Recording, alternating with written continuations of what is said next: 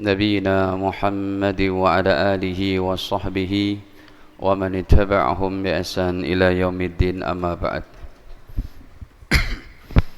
قال الله تعالى في القرآن الكريم يا أيها الذين آمنوا اتقوا الله حق تقاته ولا تموتن إلا وأنتم مسلمون. Alhamdulillah, para hadirin kaum muslimin yang dirahmati Allah Ta'ala, puji dan syukur kepadanya atas segala limpahan nikmatnya kepada kita, terutama sekali nikmat iman, Islam, serta sehat afiat. Para jamaah yang dirahmati Allah Ta'ala, tema siang ini adalah bahwa kamu tidak sendiri di akhirat.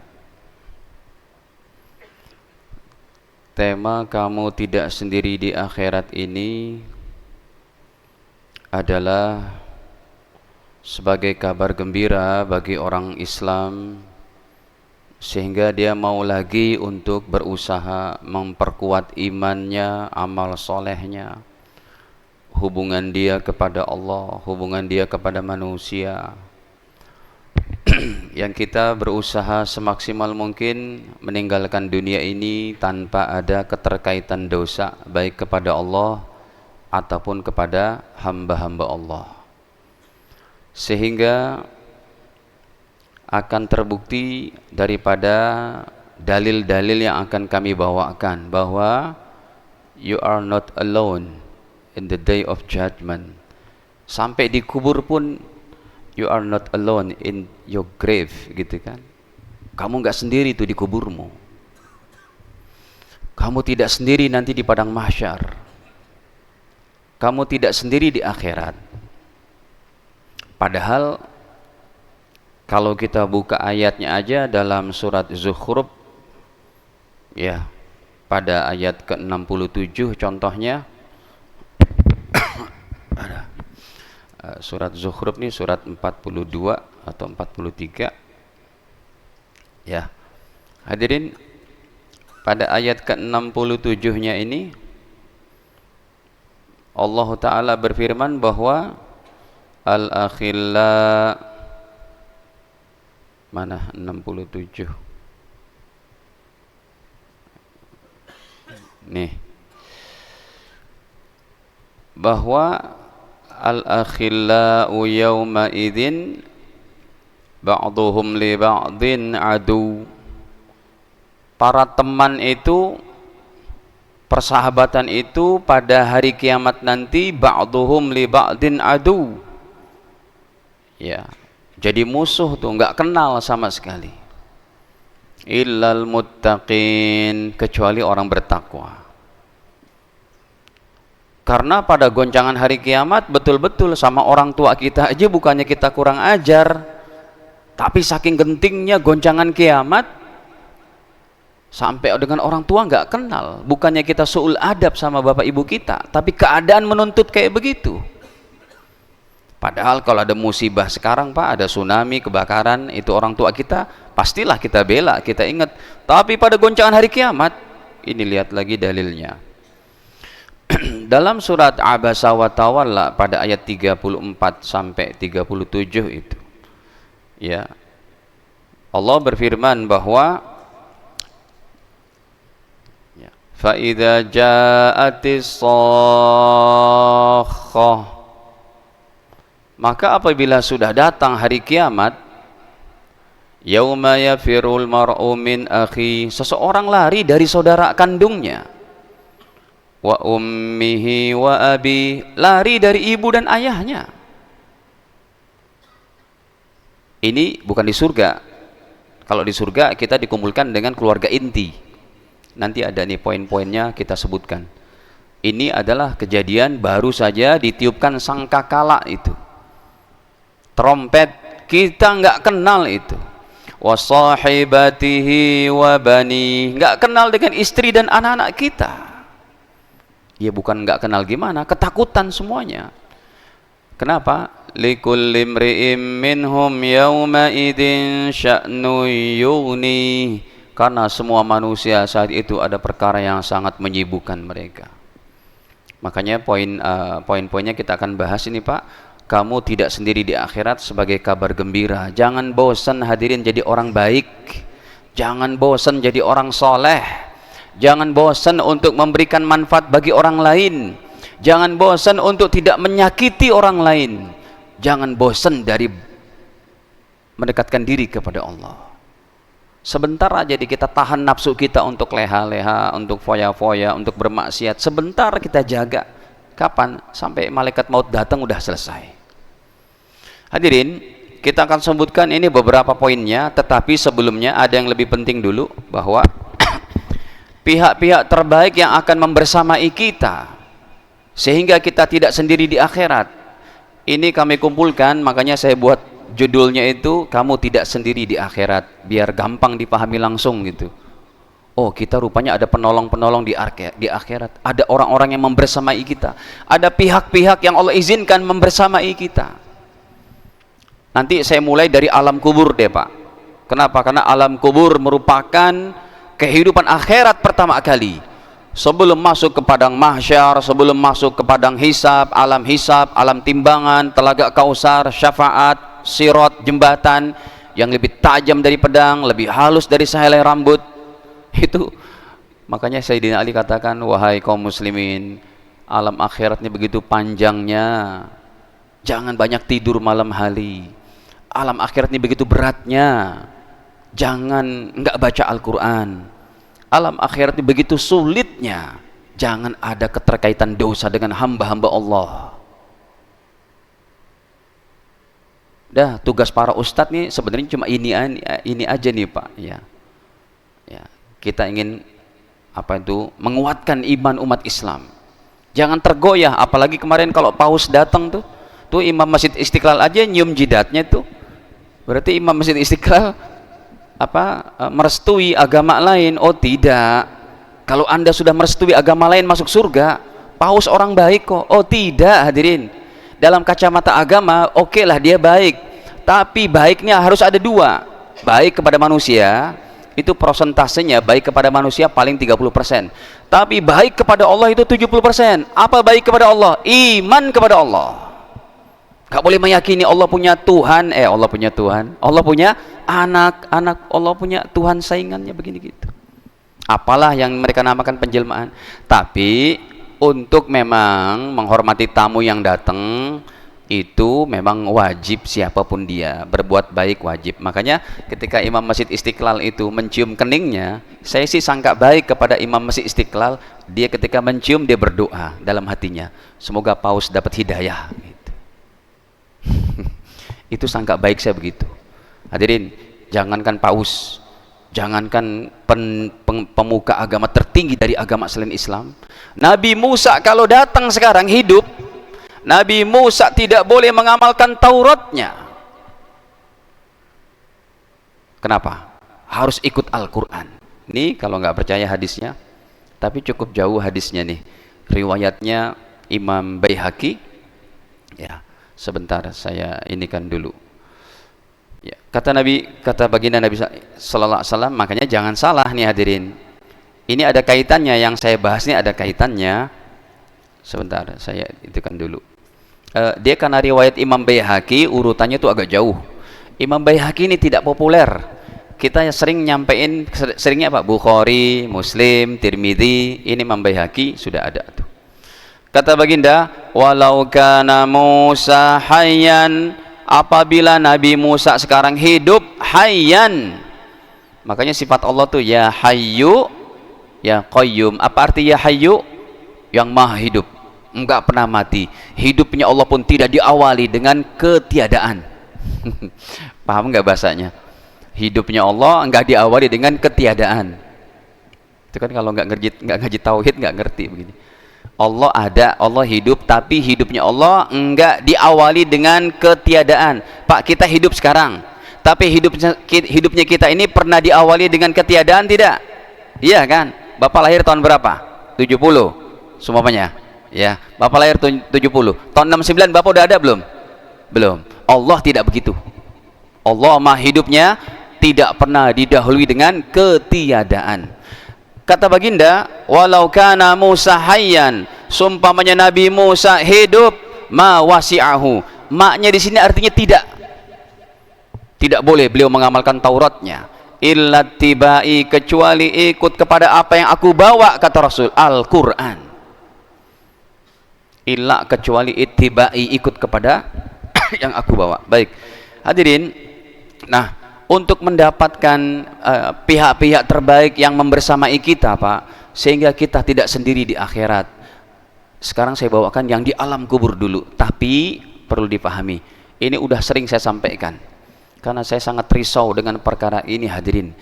Risau dalam pribadi kami bahwa jangan sampai manusia itu kembali kepada Allah dengan membawa 4 macam dosa yang gak diampuni. Makanya kalau kita mau dibersamai dengan pihak-pihak terbaik di akhirat nanti, harus terjaga daripada 4 macam kematian ini. Satu ayatnya aja saya terjemah, kalau semuanya terlalu panjang gitu ya. Dalam Ali Imran saja, karena ini semuanya kategorinya kafir dah mereka itu. Ya, kategorinya mereka kafir, dan kita terjemah yang nomor 1 aja. Ya, pada Ali Imran 91 nih. Innalladzina kafaru wa matu wa hum kuffar. Sebentar. Innalladzina kafaru, sesungguhnya orang-orang kafir, wa matu wa hum kuffar, yang ia mati dalam keadaan kafir, falan yuqbala min ahadihim, maka tidak diterima, ya, falan yuqbala min ahadihim, tidak diterima salah seorang di antara mereka kalau mati kafir, mil'ul ardi dhahaban, sekalipun punya kekayaan emas sepenuh bumi, walau ibtadabih, dengan emas sepenuh bumi ini dia mau membeli daripada surga Allah. Ya Allah, aku akan beli ampunanmu dengan uang emas segede bumi. Kata Allah, enggak bakal bisa. Ulaika lahum adzabun alim, bagi mereka siksa yang teramat pedih. Wa ma lahum min nasirin, dan tidak ada satu orang yang bisa membersamai dia, termasuk Nabi Muhammad SAW. Kenapa? Mati kafir. Makanya ayat ini 2 diturunkan oleh Nabi. Hadirin, ulama salafus soleh kita, Imam Hambali, Imam Ahmad bin Hambal, beliau kalau ketemu sama orang Nasrani, orang Yahudi, beliau menundukkan pandangan, rasa takut, khawatir Allah Ta'ala menurunkan murkanya. Bagaimana saya bisa apa itu ketemu, tidak takut, bagaimana saya tidak takut ketemu orang yang menyatakan Allah punya anak, Allah 3 dan macam-macamnya. Imam Hambali itu kalau ketemu kayak begitu langsung menghindar beliau. Bahkan beliau mendoakan, ya Allah kasih hidayah. Nah hadirin, wa ma lahum min nasirin, tidak akan ada seorang penolong pun yang membersamai dia. Berarti nggak masuk surga orang kayak begini Pak. Baik, nah para jamaah, makanya perlu nih, dimanapun kita berada, siapapun kita, selama kita menjadi hamba Allah, berimanlah kepada Allah, dan nikmatilah nanti kehidupan abadi di akhirat yang pasti ada perhitungannya. Saya ketemu sama orang ateis, Pak Ustadz, saya baca di internet, kenapa Pak? Pertanyaan munkar nakir menurut akidah Anda dalam Islam itu udah saya hafal. Coba Pak Ustadz tanya saya, man robuk, saya bisa jawab tuh. Terus maksud Anda gimana? Insya Allah insya Allah, nggak pakai insya Allah orang ateis mah. Ya, dia bilang, saya juga akan bisa jawab di kubur nanti. Oh silakan, saya bilang. Padahal hadirin, yang menjawab di alam kubur tuh bukan hafalan kita. Ini semuanya akan jadi makanan belatung, cacing dalam di tanah liat di dalam kubur kita. Yang menjawab pertanyaan man rabbuka wa madinuka wa man nabiyuka, iman dan amal soleh kita. Saya katakan silakan, kalau Anda mau menghafal, tunggu aja nanti tanggal mainnya. Ya, ke dalam akidah kita bukan begitu. Emang cukup dihafal tuh, menghafal kan gampang. Nah hadirin, kita lihat sekarang nomor 1-nya siapa yang membersamai kita. Yang pertama adalah di alam kubur nuli. Kenapa saya bawakan di alam kubur? Karena alam kubur hadirin, ini tempat singgah pertama kita. Ini hadisnya saya bawakan dulu. Ya, riwayat daripada Imam Tirmidzi, baginda Nabi SAW bersabda, innal qabra awal manazilil akhirah. Nih tuh kata Nabi, innal qabra, sesungguhnya kuburan itu, awal manazilil akhirah, merupakan tempat singgah pertama alam akhirat sebelum ke fase-fase selanjutnya. Tapi Pak, kita punya dalil supaya kita ada struggle, ada effort, ada usaha untuk mendapatkan itu. Kata Nabi apa? Fa inna jaminhu, kalau seseorang selamat dari kuburnya, fama ba'dahu aisar minhu, maka kehidupan selanjutnya akan mudah baginya. Wa illam yanju minhu, tapi kalau tidak selamat minhu dari kuburnya, fama ba'dahu, maka kehidupan akhirat selanjutnya asyaddu minhu, jadi lebih susah, jadi lebih sulit, jadi lebih sukar. Hadirin, nah yang pertama para jemaah dirahmati Allah, jadi di alam kubur dimuliakan dengan ditemani oleh amal-amal soleh kita. Pak, jangan takut hadirin, mungkar nakir memang kita pasti ketemu. Ketika mungkar nakir mau pukul kita, amal soleh kita baik Pak, banyak, maka dia akan menemani kita. Pukullah aku, kata mereka. Ini kita bawakan hadisnya, amal soleh yang akan menjelma menjadi laki-laki yang ganteng, yang harum. Hadis ini riwayatnya daripada Al-Imam Tirmidzi, Imam Ahmad bin Hambal, nomornya pun sudah 18.000 nih hadirin. Ya, saya buka dulu. Ya.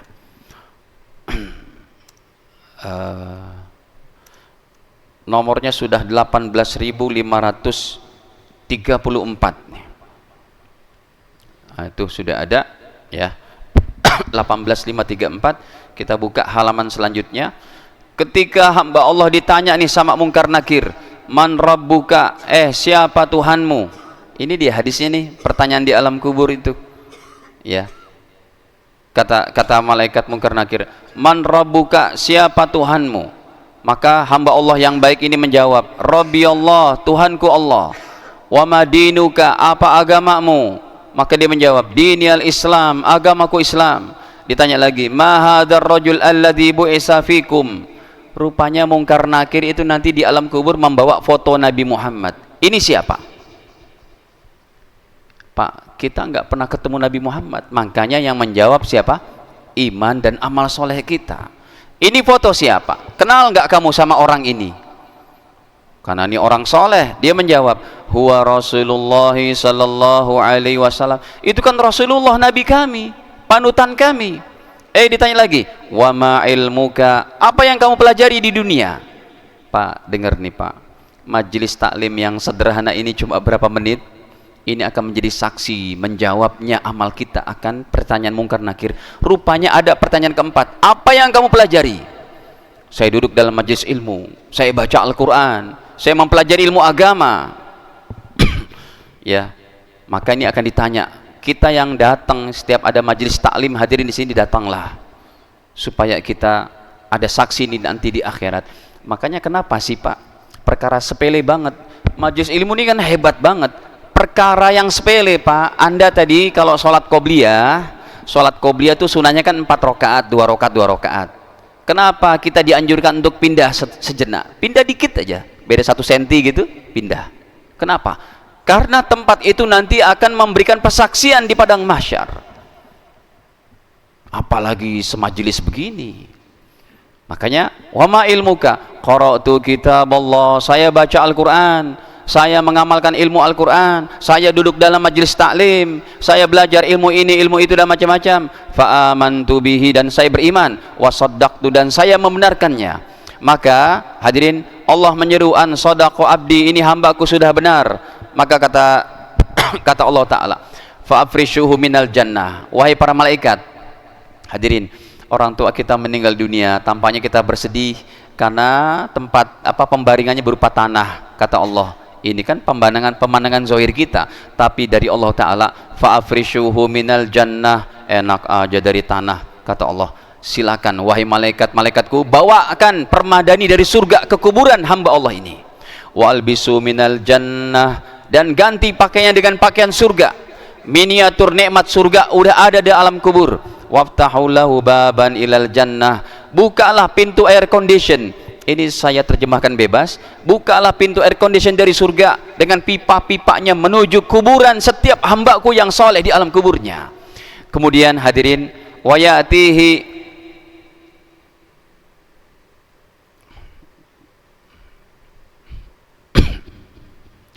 wayatihi rajulun hasanul wajah, datanglah seseorang yang wajahnya ganteng. Ini yang saya maksud, wajahnya cakep, hasanusia, pakaiannya bagus, thayyibur rih, baunya sangat harum semerbak. Fayaqul, hamba Allah yang datang ini berkata, abshir wahai mayit, wahai bapak, wahai ibu, wahai jenazah, abshir, bergembiralah kamu, billadzi yasurruka hadza yaumuka alladzi kunta tu'adu, bergembiralah kamu dengan apa yang sudah Allah janjikan untukmu. Maka si mayit keheranan, dia bertanya, man anta, kamu siapa ya? Kenapa kamu datang ke kuburku? Ini mungkar, ini nakir, kenapa kamu datang?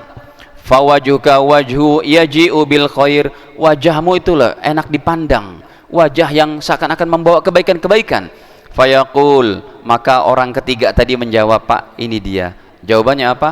Ana amaluka soleh, saya amal solehmu. Satu datang lagi, baca, datang lagi, saya amal solehmu, saya amal solehmu. Sholat kita datang di kubur kita, baca Quran kita datang di kubur kita, akhlak baik kita menjelma menjadi orang yang baik. Demikian juga baca Quran kita, tahajud kita, semuanya menemani kita di alam kubur. Kamu siapa ini? Ana amaluka soleh, saya adalah amal solehmu, kami adalah amal-amal solehmu. Kamu jangan takut. Nah hadirin, coba yang kedua dulu nih. Para jamaah, nomor 2 adalah surat Al-Muluk akan menjaga kita dari siksa kubur.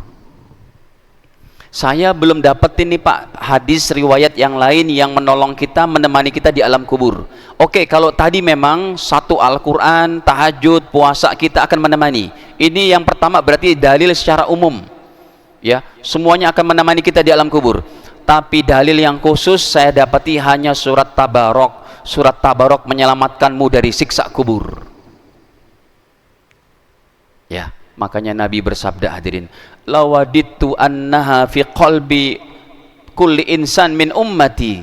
Kata Rasul, saya sangat berharap banget supaya surat Tabarok ada dalam hati setiap kaum muslimin. Coba kita tampilkan dulu hadisnya, Pak. Ceritanya gini, ada sahabat-sahabat yang kemalaman, mereka akhirnya buat tenda di tepi kuburan, tapi mereka nggak sadar kalau itu kuburan. Akhirnya ketika mereka udah masuk malam hari mau istirahat, ada orang ziarah kubur malam hari dan baca surat Tabarok. Ini hadisnya derajatnya hasan. Lihat nih. Akhirnya sahabat ini melaporkan kepada Rasul, kalau baca Quran di kuburan dilarang, pasti Rasul akan melarangnya ini. Apa kata sahabat ini? Ya Rasulullah, wahai Rasul, inni darabtu khibai ala qabrin, saya buat tenda ya Rasul, dan sahabat-sahabat yang lainnya, ya, saya buat tenda ala qabrin di kuburan, wa ana la ahsib annahu qabrun, tapi saya nggak tahu, nggak nyangka kalau itu kuburan. Fa idza fihi insanun, tetapi di situ ada satu insan, satu manusia, yaqra surat Tabarakal mulku hatta khatam, tapi di situ ada orang baca surat Tabarok sampai khatam ya Rasul. Faqala Rasulullah SAW, baginda Nabi menjawab, hiya al-mani'ah, surat Tabarok yang mencegah, hiya al-munjiyah, surat Tabarok yang menyelamatkan, tunjihi min adabil qabri, menyelamatkan seseorang dari siksa kubur. Jadi kalau kita ziarah kubur, Pak, bacalah surat Tabarok, bapak ibu kita insya Allah nyaman. Kalau nggak sempat ziarah kubur, bacain surat Tabarok, hadiahkan ke bapak ibu kita, insya Allah mereka nyaman di kuburnya. Hadirin, ini Tabarok yang akan menemani kita. Makanya saya bersyukur nih Pak, bersyukurnya saya cari hadisnya yang ada kerinduan Rasul kepada umatnya. Saya berharap sekali umatku semua bisa hafal surat Tabarok, karena dia akan menyelamatkan di alam kubur. Coba kalau Rasul katakan, saya senang kalau umatku hafal Al-Baqarah. Susah nggak ngapal Al-Baqarah? Ada yang hafal Al-Baqarah? Syukur cuma Tabarok Pak, 30 ayat. Coba tolong nih hadirin, ya, yang belum hafal surat Tabarok dibaca tiap malam Pak sebelum tidur. Kalau emang susah menghafal, baca aja deh, supaya surat Tabarok juga menolong kita. Tapi sebenarnya itu pembicaraan munkar nakir sama surat Tabarok di alam kubur. Ceritanya gini, kamu siapa? Kata munkar nakir. Surat Tabarok, surat Al-Muluk menjawab, saya surat Tabarok. Kenapa kamu ada di situ? Ya emang kamu mau ngapain, wahai munkar nakir? Mau pukul hamba Allah ini karena dia punya dosa. Kata surat Tabarok, saya kalamullah, saya ada dalam hatinya. Kalau engkau pukul orang ini, maka engkau menyakiti aku juga. Kata munkar nakir, kami tidak berani memukul seorang hamba yang dalam hatinya ada tabarakalladzi biyadihil mulk.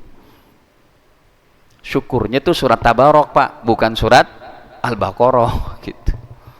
286 ayat. Ya. Hadirin, hafalah ini. Tolong dihafal, Pak. Biasanya tuh orang minta tolong, dia akan mendapatkan benefit dari yang dimintai tolong. Pak, tolong dong Pak, ambilin air. Saya minta tolong sama Bapak. Lalu saya dapat keuntungannya kan, dapat air itu. Tapi ini enggak. Pak, tolong Pak, hafal surat Tabarok. Manfaatnya, benefitnya untuk Anda, bukan untuk saya.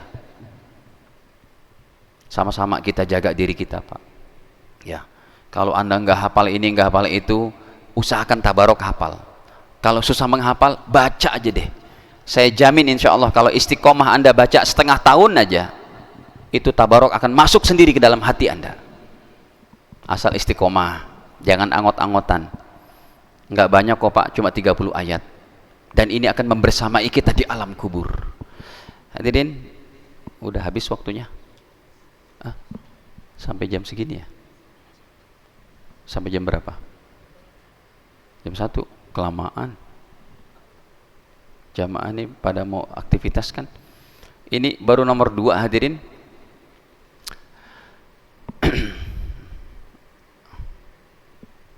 Nomor 3-nya, Al-Quran, puasa Ramadan, Al-Baqarah dan Ali Imran akan langsung datang kepada kita. Ya, ini Al-Quran secara utuh Pak. Tadi kenapa saya sampaikan surat Tabarok dulu? Karena yang ada dalilnya di alam kubur, Al-Quran secara utuh dan Tabarok. Sedangkan Al-Baqarah, Ali Imran tidak. Nah, Al-Baqarah, Ali Imran kita buka aja nih. Ya, riwayatnya dalam Imam Muslim. Ya, hadirin, kata Nabi, yu'ta yaumal qiyamati bil Qur'an wa ahlihi, akan didatangkan pada hari kiamat dengan Al-Quran dan ahlinya. Siapa ini ahli Quran? Terutamanya para ulama, para penghafal Quran. Nomor 3, kita semua orang Islam yang rajin baca Quran. Semoga kita termasuk ahli Quran. Makanya yang saya katakan pasti-pastinya itu ulama dan para penghafal Quran yang hari-hari memang mengulang, murojaah, mengajarkan begitu. Tapi nomor 3 tetap dapat semua kaum muslimin yang dia rajin berinteraksi dengan Al-Quran. Yu'ta yaumal qiyamah bil Quran, akan didatangkan pada hari kiamat dengan Al-Quran wa ahli dan ahlinya. Siapa mereka? Alladzina kanu ya'maluna bihi fid dunya, yang mereka mengamalkan Al-Quran di dunia ini. Taqdumuhu suratul Baqarah wa Ali Imran, yang didahului dengan surat Al-Baqarah dan Ali Imran. Apa kata Rasul? Tuhajan, 2 surat ini akan membela an sahibihima, untuk sahib-sahibnya Al-Quran. Jadilah Pak sahib Al-Quran. Sahib kan udah jadi bahasa kita ya, ini sahib aneh nih gitu ya. Jadilah sahib Al-Quran, sahabat Quran. Nah hadirin, ini diantaranya perkara-perkara yang akan membersamai kita. Masih banyak sih. Yang nomor 5-nya hadirin, atau ini terakhir deh, nomor 5 adalah Nabi membersamai kita di padang mahsyar. Ya Allah, apalagi hari Senin tanggal 12 Rabiul Awal, kelahiran Rasul. Berbahagialah dengan lahirnya Nabi Muhammad. Jangankan Nabi Muhammad yang akan membersamai kita di padang mahsyar, setiap hari ulang tahun anak kita aja kita senang Pak, kita doain, kita undang anak yatim. Kan nggak boleh Ustadz merayakan. Siapa bilang? Yang nggak boleh itu bagi kelompok kecil. Mayoritas ulama katakan boleh. Logikanya begini, anak kita lahir aja kita syukuri, apalagi kalau kita ngundang anak yatim, kita kasih bingkisan, kasih duit ke anak yatim. Anak kita lahir aja kita senang, padahal anak kita nggak mesti bisa membela kita membersamai di padang mahsyar, belum tentu, kecuali anak kita menjadi anak soleh. Kalau Nabi sudah pasti membersamai kita di padang mahsyar, lebih utama kita senang dengan hari kelahirannya. Cintailah Nabi dan keluarganya, Pak. Makanya udah saya sering katakan nih, enggak usah ikut-ikutan kayak Bang Haji Roma Irama itu sampai mengatakan demi Allah saya yakin, hakul yakin para habaib nasab Ba'alawi enggak sampai kepada Rasul. Enggak usah gitu Pak Haji, mendingan kuatin amal soleh aja. Itu yang datang nantinya cuma kebencian aja, Pak. Apa sih manfaatnya benci orang lain? Pakai segala ngatain ini keturunan Yaman lah, keluarlah apa. Itu kan wali-wali Allah, Pak, ulama-ulama, guru-guru kita juga. Ini pihak yang paling bertanggung jawab adalah orang yang mencetuskan daripada keributan ini, Pak. Kemarin udah diundang tuh sama guru-guru kita di Rabithah Alawiyah di Simatupang, enggak pada datang tuh. Ya, mau dibuktikan gitu loh secara ilmiah, kan enggak datang. Tapi nggak usah gitulah, Pak. Adem ayem aja jadi orang tuh supaya hati kita selalu baik. Kita ini semua akan kembali kepada Allah. Berat nanti, Pak. Ya, sampai berani mengatakan lagu Roma Irama sebujur bangkai itu lebih hebat dari 70 habaib. Itu apa nggak takut kepada Allah bilang begitu? Nggak usah gitulah. Ya. Nah, hadirin, ini Nabi membersamai kita di padang mahsyar penting banget. Ini hari sangat panjang. Insya Allah kita baca bulan depan aja. Atau kisi-kisinya gini, Rasul tidak akan santai masuk surga berenak-enak dengan keluarga dan anak istri beliau. Enggak bakal beliau akan menikmati surga sementara umatnya masih ada yang terancam masuk neraka. Baginda akan membersamai kita. Oh, banyak hadisnya, Pak, bisa kita tampilkan sekarang. Nomor-nomornya pun saya hafal tuh, alhamdulillah. Nomor 7001, nomor 4435, nomor 44, Sahih Bukhari semua itu. Oke deh, satu aja deh, Pak, saya tampilkan. Ya, Haji Arya mana sih? Ji, masih ada waktu nggak, Ji? Hah? Berapa menit lagi? 2 menit. Kan apa pesannya ini sampai sediakan waktu 5. Ini hadirin, hadis Sahih Bukhari ini saya tampilkan yang 4000 aja deh, 4435. Hadirin, sayangi Nabi, cintai beliau, cintai keluarganya, cintai sahabatnya, cintai umat Islam, hidupkan sunnahnya. Insya Allah kita dapat kebersamaan sama Nabi di padang mahsyar. Yang membersamai Anda siapa, Pak? Atasan Anda? Pejabat? Enggak, mereka nangis-nangis itu. Apalagi kalau nggak beriman, nangis darah, nangis keluar air mata nanah, nggak bakal diampuni oleh Allah. Dan Nabi pun disetop oleh Allah. Allah katakan, Muhammad, innaka turidu wa ana urid. Kamu punya keinginan, saya juga punya keinginan. Kamu punya keinginan untuk menyelamatkan semua manusia dari masuk api neraka, tapi aku juga punya keinginan. Walladzi yakun ma urid. Tapi keinginanku lah yang menjadi dalil, bukan keinginanmu wahai Nabi Muhammad. Kenapa begitu? Karena Nabi Muhammad orangnya sangat penyayang, Pak, ingin membela. Tapi hak pembelaan dan pembersamaan Rasul nggak berlaku bagi orang yang mati tanpa la ilaha illallah Muhammadur Rasulullah. Makanya kata-katanya oleh Nabi kita buka nih. Ya. Kata-katanya dari Nabi SAW, ya Rabbi ummati, ya Allah umatku, ya Allah umatku. Bukan anak cucu beliau yang disebut, Pak. Yang disebut ini kita semua. Ini lihat hadisnya 4435, Sahih riwayat Imam Bukhari, hadirin. Tuh, ya. 4435. Ini kitab asli ini bagi bapak-bapak yang mungkin baru hadir sekarang. Ini kitab asli berupa kitab Sahih Bukhari, Muslim dan sebagainya berupa digital, sehingga enak kita nyarinya. Ya, tinggal kita klik-klik aja yang udah kita hafal keluar. Nih hadirin, singkat aja terakhir. Akhirnya Nabi SAW ya berkata, beliau sebegitu sibuknya Nabi mencari umatnya, kata beliau, ya Allah, di padang mahsyar ini kasihanilah siapa? Ummati ya Rabbi. Nih yang dikatakan oleh Rasul, ummati ya Rabbi, ummati ya Rabbi, ya Allah umatku, ya Allah umatku, ya Allah, tolong ya Allah. Maka kata Allah, ya Muhammad, wahai Nabi Muhammad, adkhil min ummatika, sana masukkanlah umatmu, segerakan mereka dari padang mahsyar, selamat semuanya. Man la hisab alaihim min babil aiman, silakan masuk surga yang tanpa hisab, masuk dari pintu sebelah kanan.